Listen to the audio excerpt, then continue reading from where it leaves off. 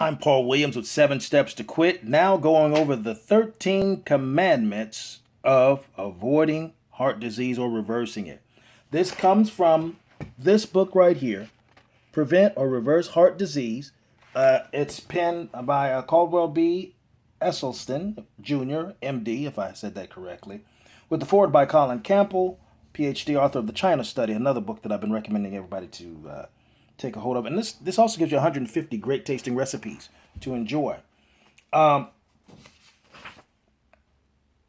One example is that this begins to go into the details of how our eating causes us to have coronary disease, heart attacks, and all this kind of stuff.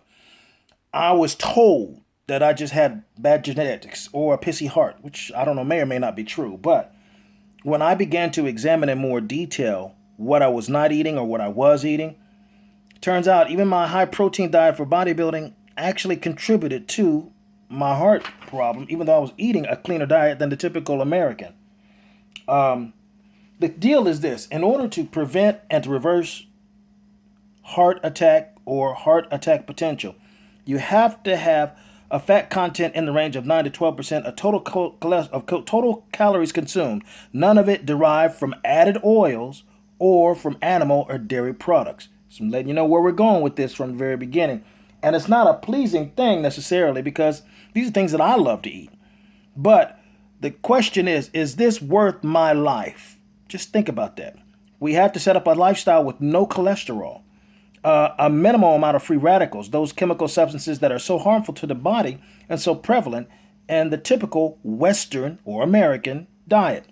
Many antioxidants, natural compounds that neutralize free radicals and supply generous amounts of natural fiber.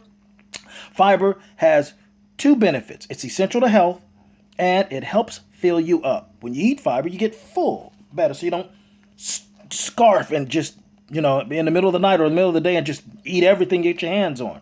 So, if you have heart disease, or if you ever never want to develop it, it's critical to grasp these absolute rules, or what I like to call commandments. Now, the question is, are you ready to heed the commandments? Because it's going to involve you giving up stuff that you may have even thought was healthy. But the science shows us that it's not. Bottom line is, our USDA standards and our 4 food groups and all that kind of stuff, flat out lies. Knowingly promoted lies. Knowingly promoted falsehoods. Knowingly promoted agendas that were corporate driven, and the few senators that may have started to kind of buck against the food industry, whether they're sugar or cattle or whatever, they actually lost their careers quickly behind this. Since I'm not a politician, I don't have a political career to lose.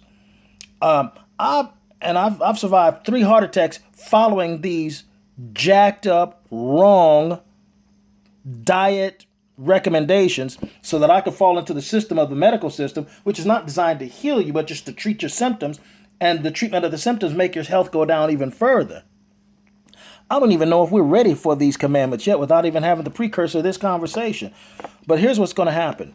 I'm going to share these with you over the next few days. I'm going to share the first 3 with you tomorrow. But before I really share them with you, you need to decide in your mind right now, how serious are you about taking control over your own body and your own health?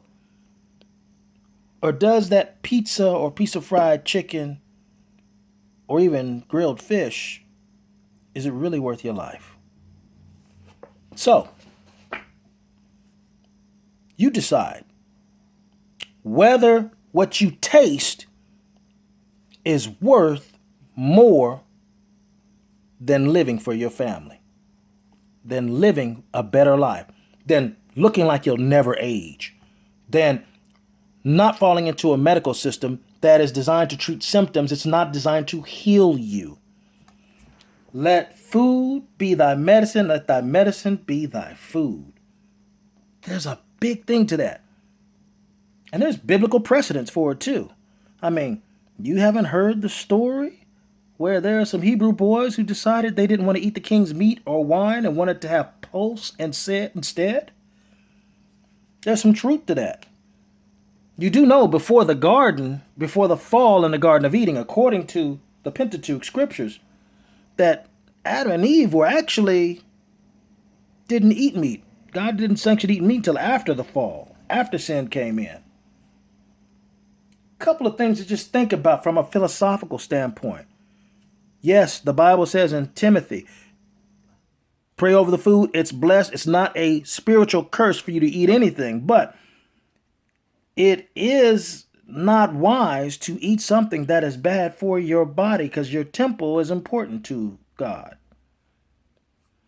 And if you learn better, then you do better. Isn't that what we try to tell people who have alternate lifestyles? That if you learn better, you should take care of your body. Your body is God's vessel and all that kind of stuff. Well, that applies to sugar addicts too, salt addicts too, as well as drug addicts and alcoholics.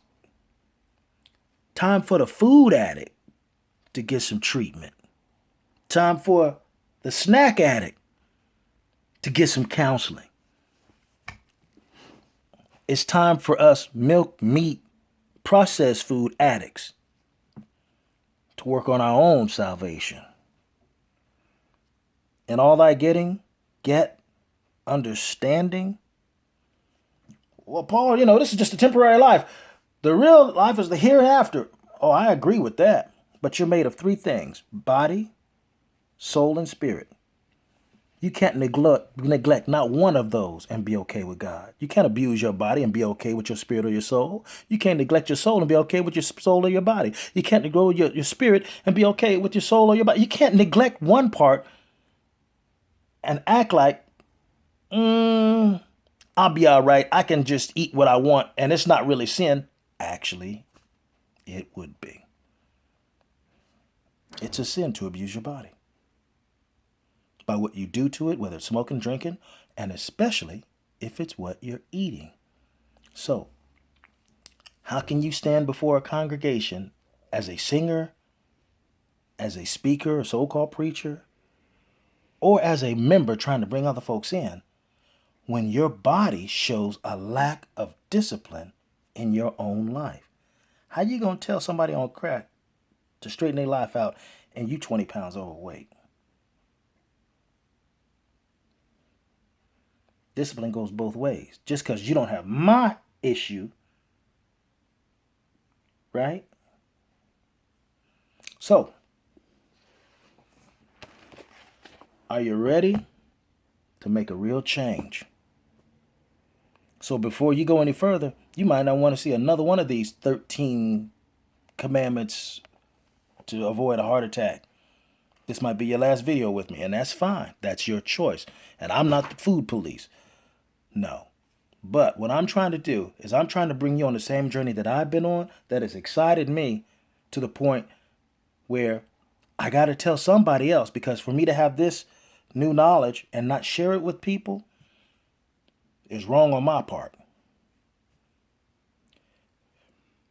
And for you to cheat yourself out of a longer, more healthy life and deny yourself the ability to see your children or your grandchildren or your great-grandchildren, or to not be able to enjoy your life after you retire and be healthy and strong and all, for you not to do that is cheating the people that love you from the opportunity of being around you. So, we're going to start going over this. We'll have commandment number 1 starting tomorrow. Well, probably 1, 2, and 3, because they all kind of go together. And you decide. Make your decision. Click, put I'm ready at the bottom of this video if you'd like. But see if you're ready. Because if you're ready, then you're ready. But if you're not ready, don't sweat it. Just be ready to die soon, quick, painfully, and broke. Because, medical care ain't cheap. Never has been, and it's not about to get any cheaper in the next 4 years. I'm Paul Williams, the 7 Steps to Quit. This is your chance to quit. Not just smoking, not just gambling, not just drinking, but the thing that we are all most addicted to. patty.